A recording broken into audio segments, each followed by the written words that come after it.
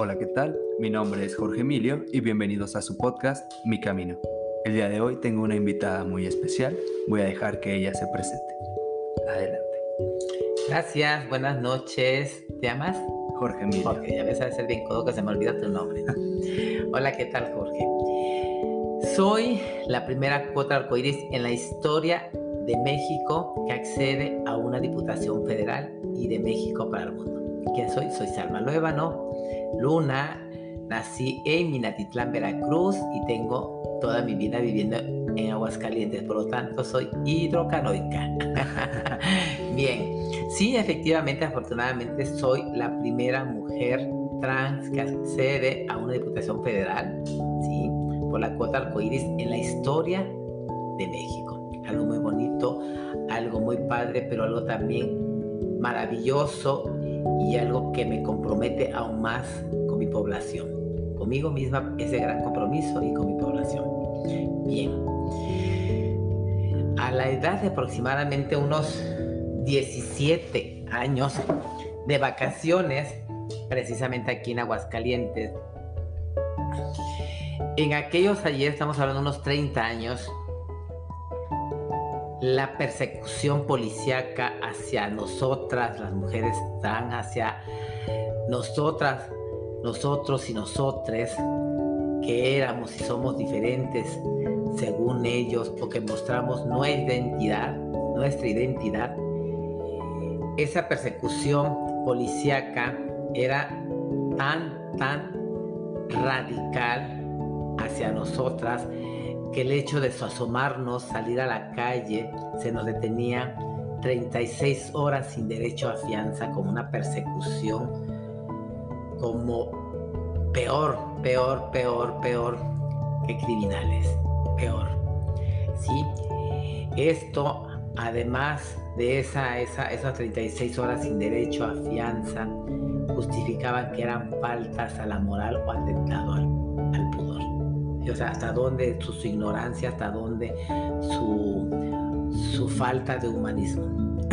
En esas vacaciones voy a un centro comercial con dos amigas a dar la vuelta, a comprar algo, no recuerdo exactamente, tenía yo 17 años aproximadamente. De repente llegan patrullas por todos lados, era una locura de patrullas cerrando las entradas y salidas de esa plaza aquí en la ciudad de Aguascalientes, y de repente se bajan corriendo como locos, como si fueran como un cargamento, si fueran, no sé, algo así como si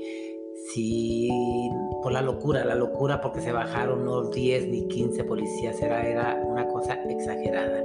Pues resulta que iban por nosotras, ¿sí? Iban por nosotras, nos detienen, nos esposan, nos jalonean, nos insultan, hubo hasta manotazos y nos avientan, peor que animales, ¿sí? Los animales pues también son seres humanos y debemos quererlos y debemos cuidarlos, y qué bueno que hoy en día hay esa empatía ya hacia los animales, digo, pero bueno, hago esta comparación, digo, porque desafortunadamente hacia los animalitos que tanto quiero, siempre se menciona en comparación con los animales, pero bien, se nos dio un trato tan inhumano, tan injusto, nos detienen y nos llevan, y a esa edad, estoy hablando de 30 años, yo era ignorante en el tema de los derechos humanos, en el tema de cómo defenderme, no tenía la noción, no comprendía el por qué esta persecución, y además a eso súmele el tema de la religión. Entonces, en el cual te dicen que si volteas para un lado ves ciertas cosas, o que si tienes sexo, o que si muestras tu identidad era pecado. Entonces, en mi cabeza llegó un momento a sentir esa culpa, el que si yo estaba bien, a lo mejor yo era la que estaba mal, estaba pecando, y por eso pasaban esas cosas. Pero de repente ese choque en luchar y decir, pues es que esta es mi identidad, soy mujer y no puedo reprimirla, no debo de reprimirla. Entonces, todos esos choques de mí provocaron muchas frustraciones, provocaron llantos, provocaron loqueras en mi cabeza que no entendía, no quería salir, me sentía mal conmigo misma, no comprender tantas cosas en ese momento, y que esto que estoy mencionando, esta persecución y no entender tantas cosas en mi cabeza, esto desafortunadamente en muchas hermanas de nuestra población, hermanas de nuestra población trans, han orillado a suicidios, ¿sí? Han orillado, ¿por qué? Porque no hay esa información, no hay ese acompañamiento, no hay esa asesoría. Esta construcción de nosotras como mujeres trans, de hombres trans, esto también va de la mano con la familia.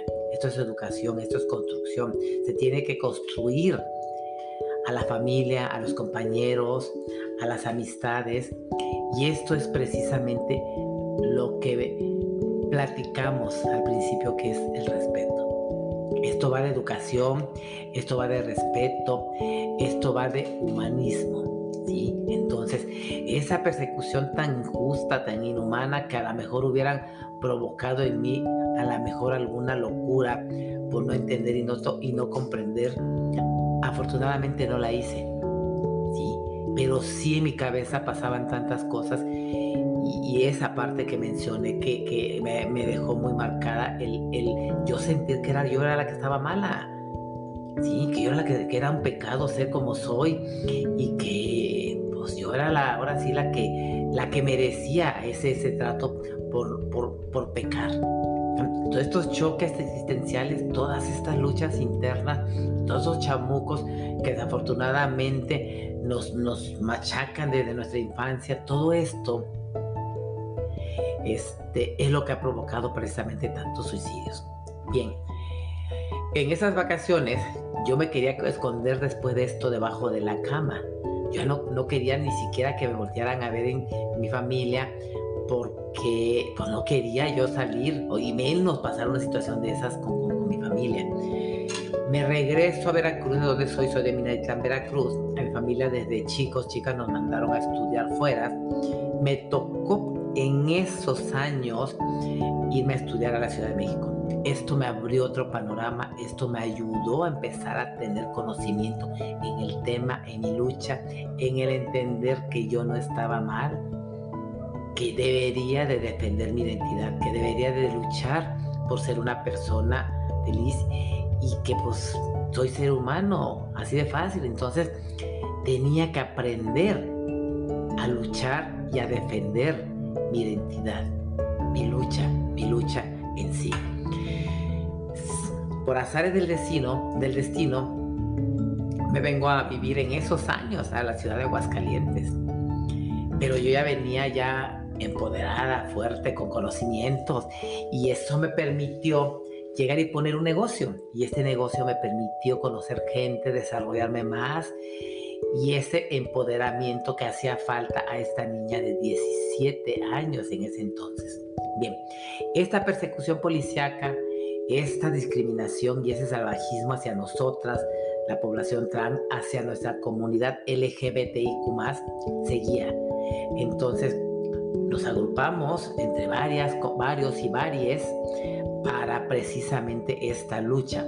Pedimos audiencia al alcalde, presidente municipal de ese entonces de la capital de aquí de Aguascalientes. No nos recibió.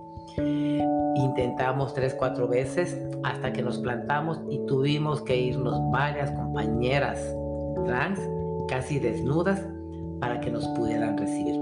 Fue la manera en la cual voltearon para vernos. Ante esta situación y ver que no estábamos jugando y que estábamos dispuestas a todo por defender nuestros derechos, fue la manera que se detuvo esta persecución, esta racia hacia nosotras. En esta lucha precisamente de buscar el defender nuestros derechos, de estos derechos humanos, de este activismo que yo ya había aprendido ante la necesidad de esa persecución, de esos encarcelamientos, este encarcelamiento, pues seguía yo trabajando, seguía yo construyendo mi vida, seguía construyendo, ayudando a construir a mi familia para que pudieran seguirme arropando. Empieza precisamente a invitarme a ciertos momentos políticos y a invitar a compañeras, compañeros, el que se les acompañara a hacer ciertos actos electorales hasta el partido, X tal partido, y lo único durante tantas décadas que hacían era invitarnos a tomar la foto y decir que eran incluyentes. Los utilizaban, era un doble discurso. No lo entendíamos y reprochábamos y nos enojábamos, que ya no íbamos a permitirlos en las siguientes elecciones y volvíamos a caer en los engaños. Ante esa necesidad y entender para poder avanzar en nuestra política pública, o sea, para poder luchar realmente e ir dignificando nuestros derechos, teníamos que estar del otro lado. Yo lo he entendido de esta manera, tener que estar del otro lado y tener el poder. Pero el poder realmente hacer estas políticas públicas, el poder ayudar, el poder realmente impulsar a nuestra población y el poder realmente luchar por nuestros derechos. Bien, ante esa necesidad que yo ya traía de hace años y por toda esta persecución y que ayudó en mí precisamente a fortalecer esa resiliencia, platicando con un grupo de amigos y que eran además, son mi equipo de abogados, les empecé yo a manifestar esta necesidad y dije, vamos viendo de qué manera podemos pelear espacios basados realmente en los derechos. Metí una solicitud que elaboramos con mi equipo de abogados, solicitando ya espacios para el periodo precisamente 2021 electoral.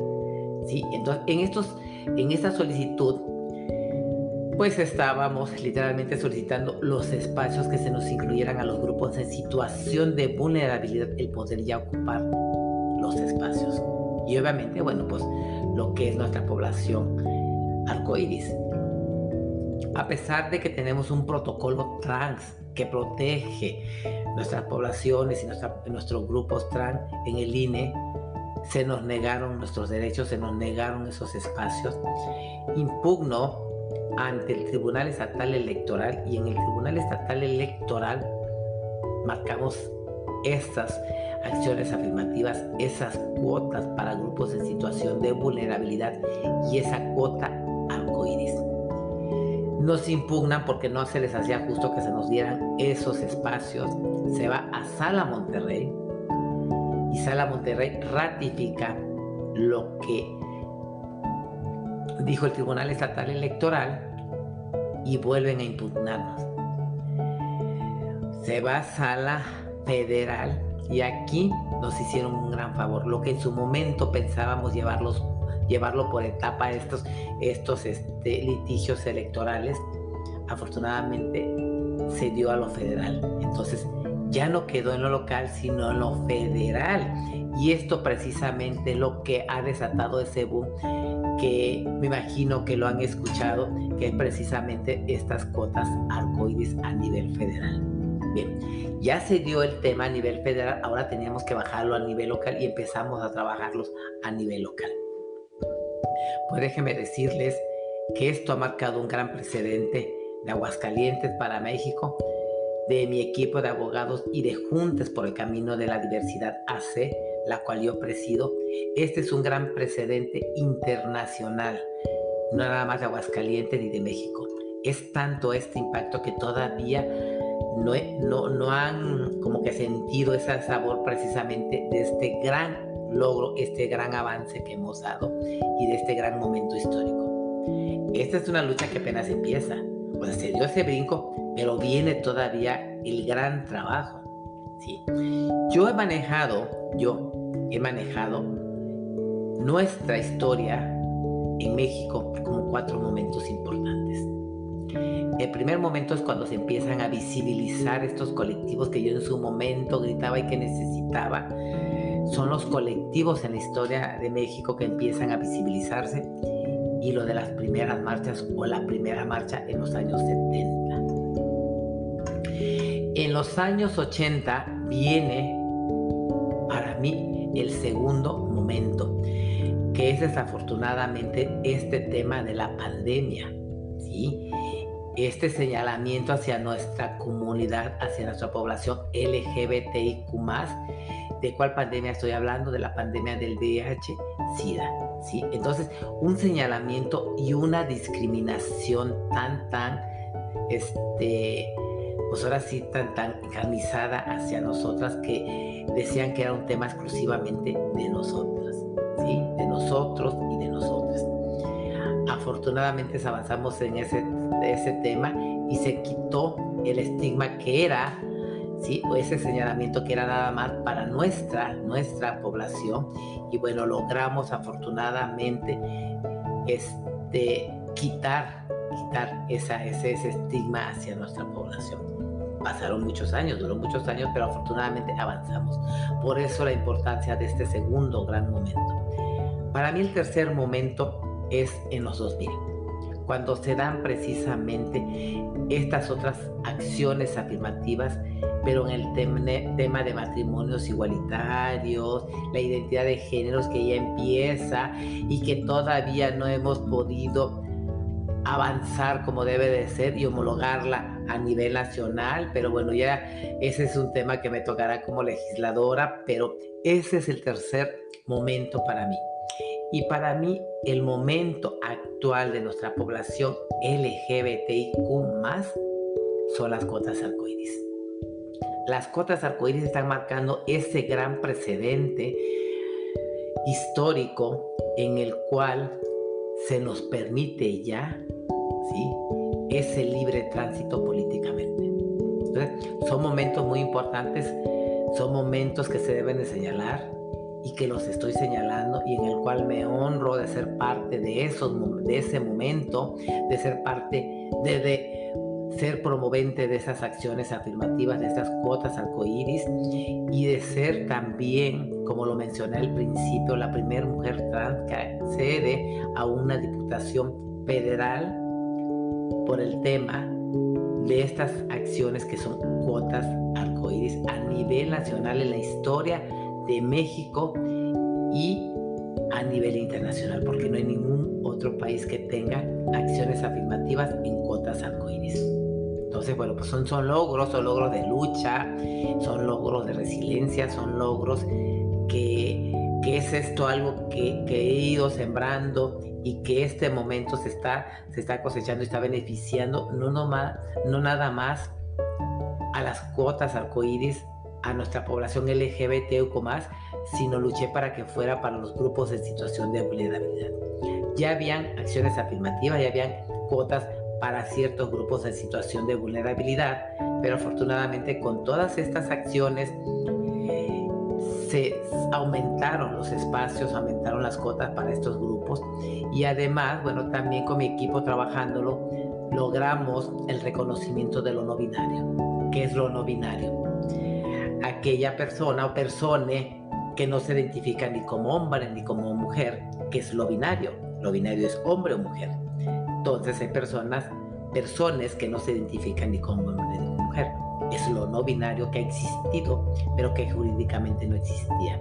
Hoy en día, afortunadamente, con este trabajo, con esta lucha, ya hay ese reconocimiento jurídico, porque como en el derecho, lo que no está escrito no existe, y jurídicamente no existía, aunque aquí estuviera. Pero hoy tenemos ya esos grandes logros, y por eso son momentos históricos, por eso son momentos importantes para este gran avance. Afortunadamente, gracias a la cuota arcoíris ya va a haber, porque ya dentro de poco entramos, pero ya hay, se podría decir con ese optimismo, regidurías arcoíris, diputaciones locales arcoíris.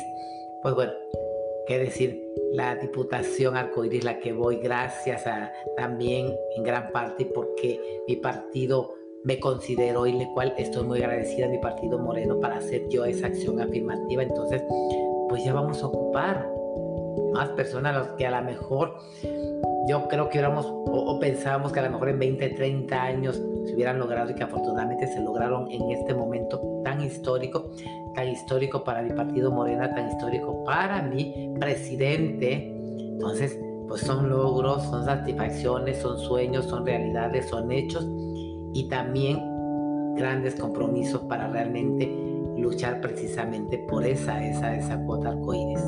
Bueno, primero que nada, felicitarte por este gran logro de las cuotas arcoíris que nos mencionas.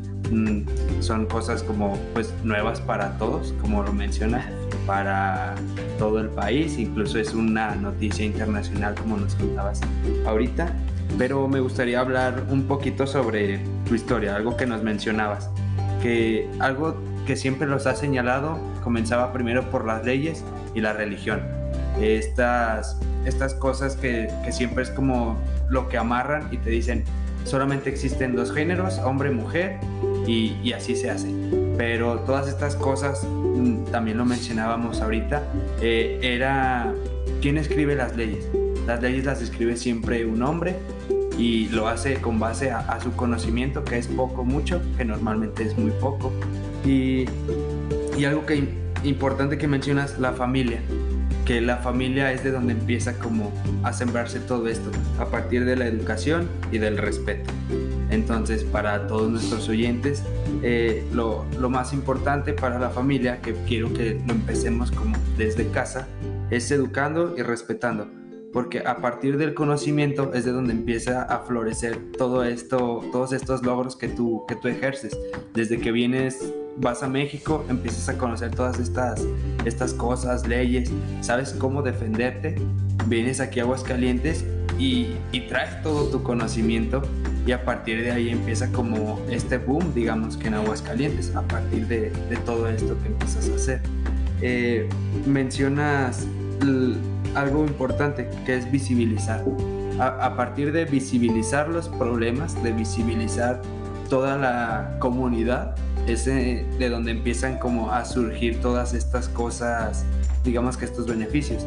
También mencionas esto del no binario, que es como algo también nuevo. Y bueno, por ejemplo, para mí es digamos que no tan nuevo, porque a partir de Spotify y todo este conocimiento ya son cosas que se vienen manejando de la tecnología. Viene masculino, femenino y no binario, así lo mete. Entonces ahí entendí un poquito a lo que te referías, pero a partir de visibilizarlos es la manera de comenzar a reconocer que no son diferentes a nosotros, o sea, totalmente todos somos iguales, son humanos, y la cuestión de leyes que son escritas hace mucho tiempo que tienen que empezar a cambiarse, y como mencionas, el trabajo empieza ahora para ti. El hecho de que tú ya hayas llegado, estés como con este poder, ahí es en donde en realidad comienza tu trabajo.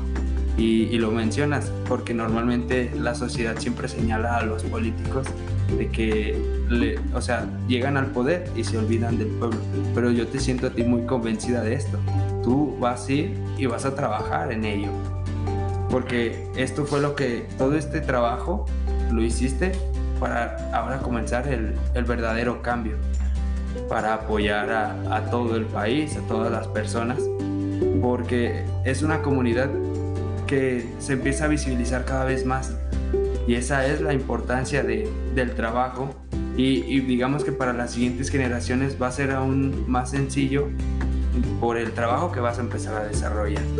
Esta parte de hacer leyes para que no sean perseguidos, porque aún existe mucho digamos, mucha gente cerrada que aún ve rara toda esta parte de la comunidad. Aún se ve, digamos, en redes sociales mucha gente que ataca, que critica, y es esta gente que intenta siempre como estar polarizando, ¿no?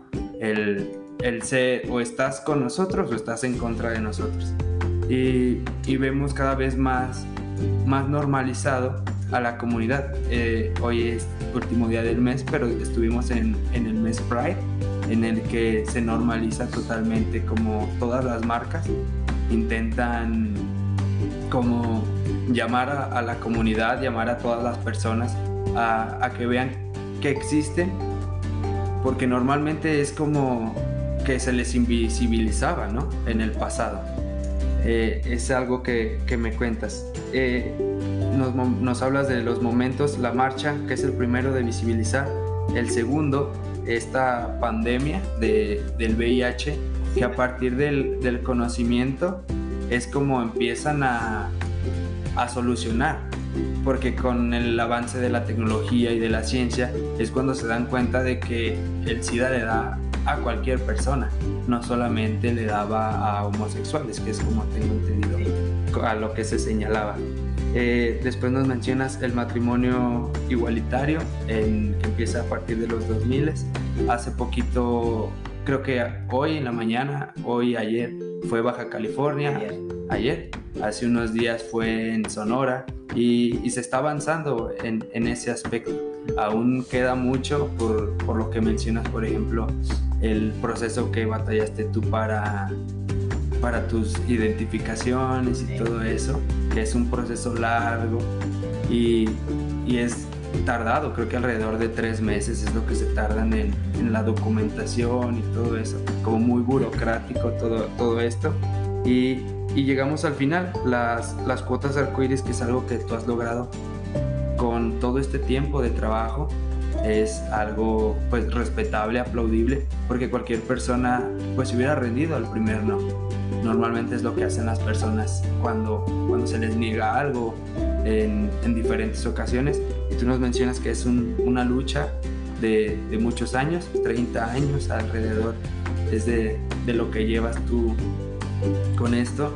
Y no sé si quisieras darle algún mensaje a la gente joven que nos escucha, algo que quieras compartirles en general o en específico hacia la comunidad que nos escucha. Bueno, pues son tantos y tantos mensajes, tantas cosas que quisiera compartir, pero bueno, los tiempos, ya habrá otra ocasión de explayarme más. El tema de llegar, de ser la primera mujer trans por la cuota del arcoíris, esto es un gran mensaje para mi población trans, para nuestra población trans, porque somos un grupo tan vulnerable que padecemos todas estas oportunidades de educación, de salud, de trabajos dignos. Tú mencionaste algo muy importante, que la inclusión, la visibilidad de las marcas. Sí, desafortunadamente vivimos en un mundo muy comercial, ¿sí? Y se manejan con doble discursos. Tuvimos el caso de los Uber, que a compañeras trans no las subían o no les daban el servicio. Entonces, pues, ¿de qué se trata? Por vender, y desafortunadamente así es. Hay muchas empresas que trabajan con esta manera de inclusión, pero al momento de darle trabajo a una compañera trans o un compañero trans, no respetan sus derechos. Entonces, hay mucho que hacer por hacer, falta mucha educación, falta mucha construcción. Entonces, por eso manejo mucho lo que es la educación, el respeto, la visibilidad. La visibilidad nos permite precisamente decir que ahí estamos. El no visibilizar algo, una situación, una persona, pues si no visibilizamos, no vemos, no sabemos. O una problemática, como en el caso del tema de los crímenes de odio. Si no tenemos la cultura de denunciar, si no visibilizamos, las autoridades pues dicen, se lavan las manos y dicen tan fácilmente, no es tan fuerte, no hay tantos casos, por lo tanto no hay que darle el interés. Primero, por la ignorancia, y la ignorancia da, en muchos casos, da miedo, ¿sí? Da ese temor. Y aparte, precisamente estos temas tan tontos que se ponen a legislar con el rosario, con escapulario, cuando deben de ver por todas, todos y todos como seres humanos. Y todo ese tipo de señalamientos es lo que no ha permitido el seguir avanzando en la lucha de nuestros derechos, pero que ya estamos aquí precisamente para visibilizar, para señalar y para denunciar. En mi caso, señalaba que las autoridades, que los legisladores, ahora me va a tocar ser legisladora, y estoy consciente de todo el trabajo que traigo. Tan es así que yo no me estoy esperando a llegar al día primero. yo ya tengo un trabajo de años, una lucha de años, y de ahorita ya estoy empezando a recorrer estados para precisamente encabezar causas, el escuchar. Tengo meses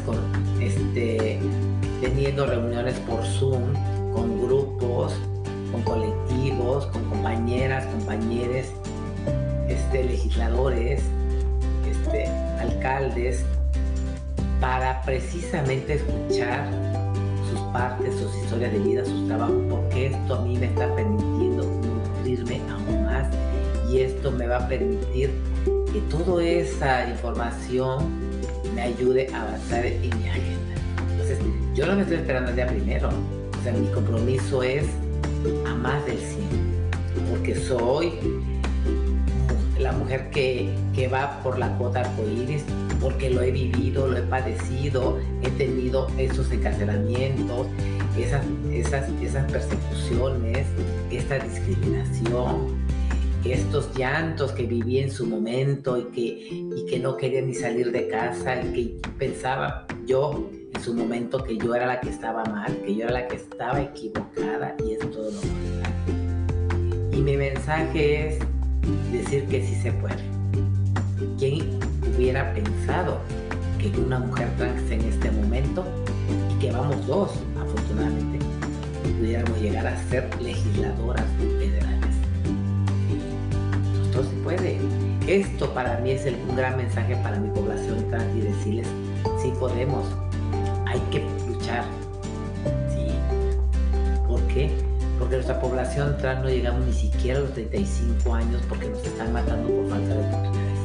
En México tenemos una estadística de vida de 70 a 75 años, y nosotras no llegamos ni siquiera a los 35. Eso es triste, es lamentable, es de dar pena. ¿Qué está haciendo el Estado? ¿Qué están haciendo los legisladores?